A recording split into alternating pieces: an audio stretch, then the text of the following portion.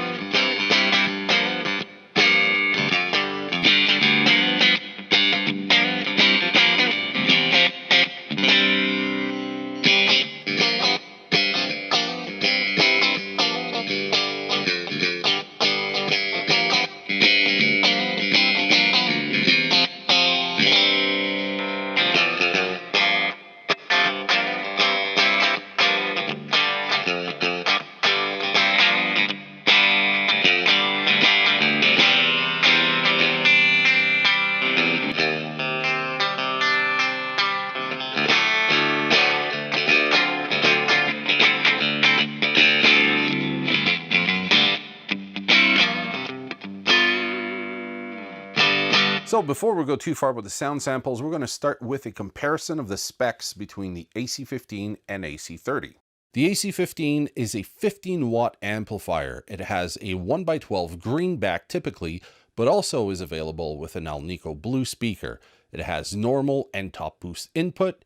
There's a foot switch jack in the back, but it only turns on and off the reverb and tremolo. There's also an output for external speaker and extension speaker. The controls are master volume, master tone cut, normal volume, top boost volume, bass treble, reverb, and the tremolo depth and speed. The AC15 has two EL84 power tubes and three 12AX7 preamp tubes, and it weighs 48.5 pounds. The AC30 is a 30-watt amp with two 12-inch speakers, typically the Greenbacks, but also available with the Alnico Blue. It has four inputs, so two for the normal and two for the top boost, being high and low inputs. There's an external speaker and an extension speaker jack at the back. Also, it has the effects loop send and return. The controls are super simple. It's master volume, master tone cut, normal volume, top boost volume, bass treble, reverb and reverb tone, and then the tremolo speed and depth.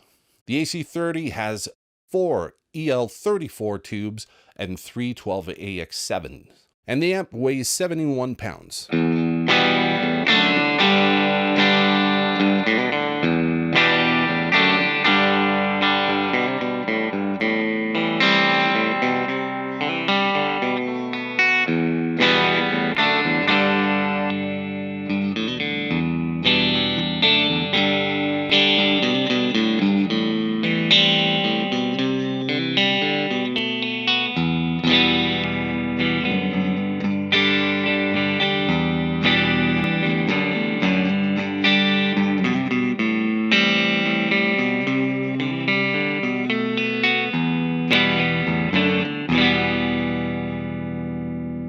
If you own a ToneX or a Kemper, I made some profiles and captures of this AC30, so you can just go in the description of this video, grab them, try them out, and let me know what you think of the Vox sound. So in practice, the AC15 is much lighter than the AC30.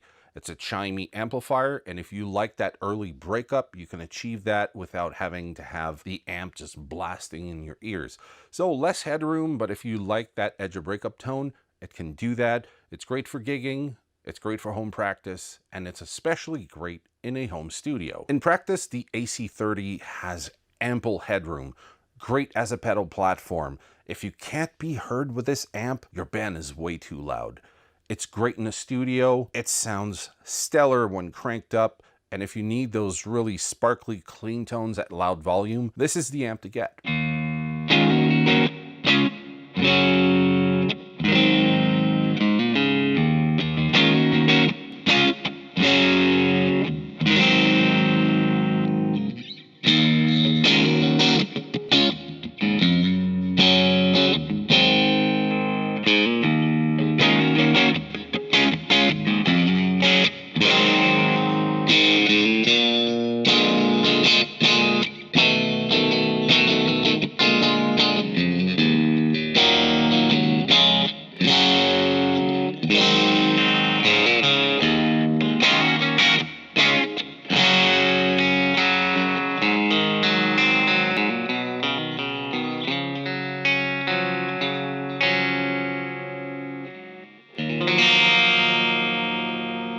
We're going to start with the pros of the AC15. First off, it's loud enough for most gigs, excellent as a home studio amplifier. It works well with fuzz, great as a pedal platform. It can be used at moderate volumes at home or in an apartment. It has awesome tremolo and really good reverb. Now let's address the cons of the Vox AC15. First off, there's not a whole lot of headroom, so if you don't like that early breakup and you just want spanky clean at really loud volumes, this amp can't do that. Second, the crank sound gets very brittle. I like the crank sound out of the AC30, but I don't understand why the AC15 sounds so brittle when cranked. So if that's the kind of sound you're into, that's awesome. Personally, I'm not that fond of that kind of brittle, broken up, spiky kind of distortion. The reverb is good in the AC15, but I don't think it's as nice as the one in the AC30. I don't know if it's because the AC30 has a much bigger reverb tank, but I prefer the one in the AC30. Something people have been complaining about for a long time is the fact that the AC15 does not have an effects loop. And my last point is that for a small combo, it's still fairly heavy. At 48 pounds, it's still quite a heavy and hefty little guy.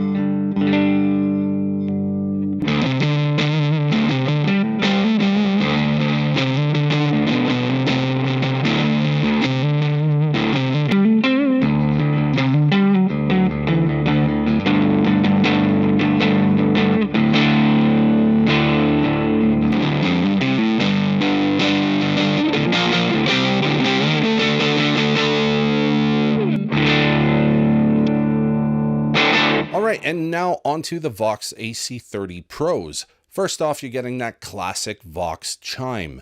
Nothing else sounds like it. Second, when overdriven, this one sounds gorgeous. I love the overdriven tone out of the AC30. It has excellent reverb and tremolo. There's a built-in effects loop that can be defeated. It comes with two 12-inch speakers, which is great if you want to hear yourself on stage. And last point is that it takes pedals really well. It's a great pedal platform. So let's talk about the AC30 Cons. First of all, this amplifier is around 71 pounds. If you don't have a gym membership, I suggest you get one. There's no built attenuation in this specific model. I know that the head model has it, but the big combo does not. These modern versions have lost some of the features I liked from previous iterations. So I had the Vox AC30 CC1, which was a 112 combo. It had the bias on the back. There were switches to combine and link the inputs together, so you didn't have to use a cable to do that. There was a brilliant switch on the normal channel. So Vox has foregone the whole features and just stripped it down to a more basic model. I wish they still had it on these newer ones, but sadly they don't. And these amplifiers are mass produced overseas and they are quite expensive. I remember when I bought my AC15 back in 2017, brand new with taxes, it was just a little bit over 800 bucks. Right now, if you look these up, they're almost like double the price. The same thing happened to the AC30, and I don't understand what has changed, but I know people are willing to pay full price for these, even though they're readily available. My last point here is that these amps are a little more finicky when it comes to quiet home use. You're going to have to use the master volume and maybe insert some kind of volume pedal into the effects loop so that you can get it just right for home use.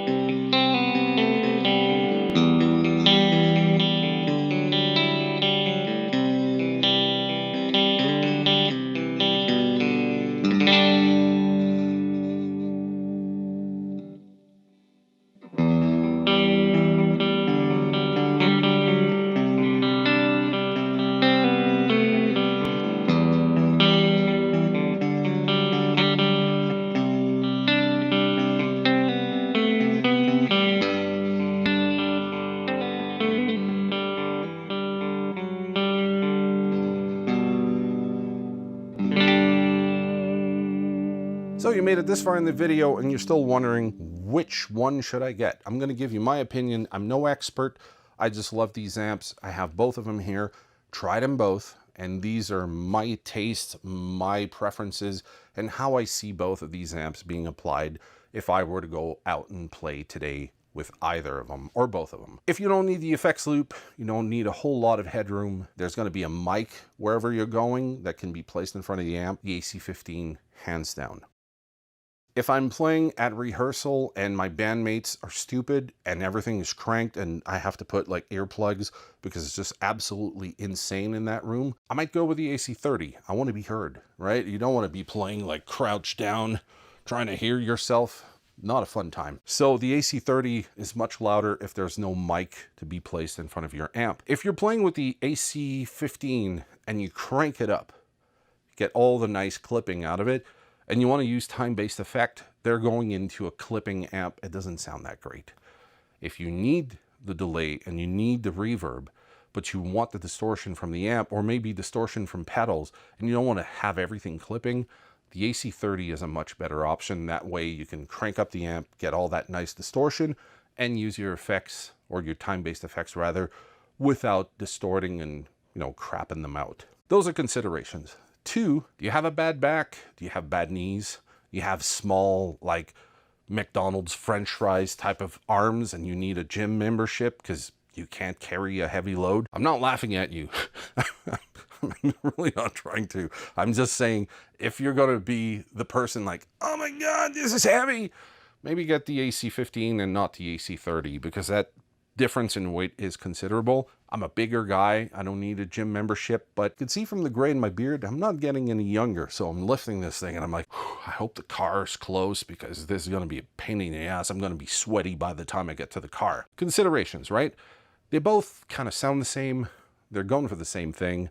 They have similar options. Of course, the reverb is better in the AC30 than the AC15. The tremolos to me are basically the same. If you don't use the reverb, it's a non-issue. Go with the AC15. But if you want a beautiful reverb right from the get-go and you don't want to upgrade the reverb tank, the AC30 is probably the better option. In my opinion, one isn't better than the other. It really depends on what kind of player you are. That's what I was trying to illustrate here. I hope that makes it clear. If you don't need the bells and whistles, maybe the AC30 is not for you. If you need spanky clean and loud, that amp makes more sense. If you need loud and cranked, that could be a good option, being the AC30, but the AC15 is no slouch. Would I trade the AC15 for the AC30? Not really. If I had bought the AC30, would I feel the need to downgrade to an AC15? Not really. If I had started with this one, I would have gotten accustomed to it and I would love that amplifier and that'd be it. Love whatever you have. Love whatever you can afford. There isn't a better option. It's just these options depend on what you need as a player. The AC15 is a more than capable amp. I don't need the effects loop. I don't need the high headroom, super clean tone. I don't like that sound to begin with. That clanky thing, not my thing. Nothing wrong with it. It's just not me. So take those into consideration. Best advice is to go to a music store that has both amp, use an A/B switcher, bring your guitars, bring your pedals, try the both of them. And if you can, which is even better, is to bring either or both, if you can, to a rehearsal, to a live gig so you can try them out. I'm confident that the AC15 can do 90% of what the AC30 does, but that 10% that the AC30 can do is something that everyone wishes came with the AC15. So that's my opinion on both of them.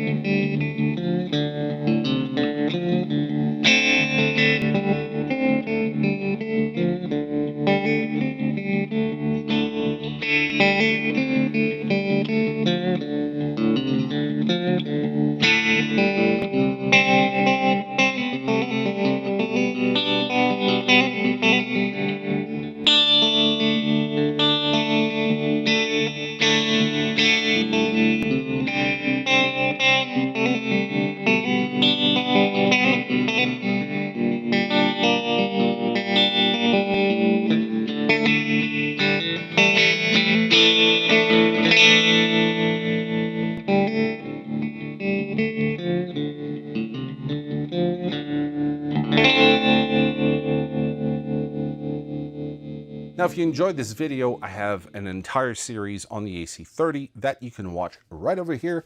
So click on this playlist and I'm going to see you in the next one. Cheers.